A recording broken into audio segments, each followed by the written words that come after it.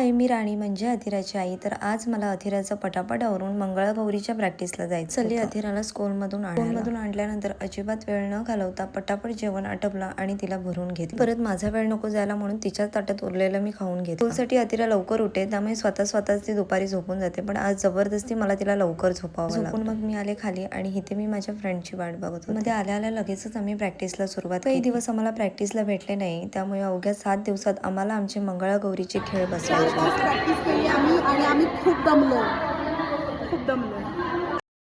खूप छान आमचे मंगळागौरीचे खेळ बसले होते आणि आम्हाला कोरिओग्राफ विजय सर करत होते. एक दिवस बाकी होता आणि ह्या दिवशी आम्ही पुरेपूर प्रॅक्टिस करून घेतली. 5 तास आम्ही प्रॅक्टिस करत होतो आणि सगळ्या जणी खरंच खूप थकल्या होत्या. ते सगळं आटपून आम्ही निघालो मग घरी जायला. बरं, मला मेहंदी काढायची होती म्हणून मी घरी न जाता माझ्या मैत्रिणीसोबत तिच्या घरी खूप सुंदर मेहंदी तिने काढली होती. बरं, मी पण मेहंदी काढते, पण घरी मला अथिरा काही मेहंदी काढून देणार नव्हती म्हणून मी तिच्याकडूनच काढून. अथिराच्या बाबांना मला न्यायला बोलवलं, पण त्यांच्यासोबत हे माझं छोटंसं बाळ पण मला न्यायला आलं होतं. मेहंदी बघून तिची रडायची सुरुवात झालीच होती. थोड्या वेळा मी प्रॅक्टिसमध्ये होतो आणि मला खूप भूक लागली होती. मग अथिराच्या बाबांनी शेवपुरी आणि माझ्यासाठी दहीपुरी ऑर्डर केली. खाऊन मग निघालो आम्ही घरी जायला. सो कसं वाटलं आपला छोटासा मिनी ब्लॉग मला कमेंटमध्ये नक्की कळवा आणि येणारे आपले ब्लॉग सगळे बघत राहा.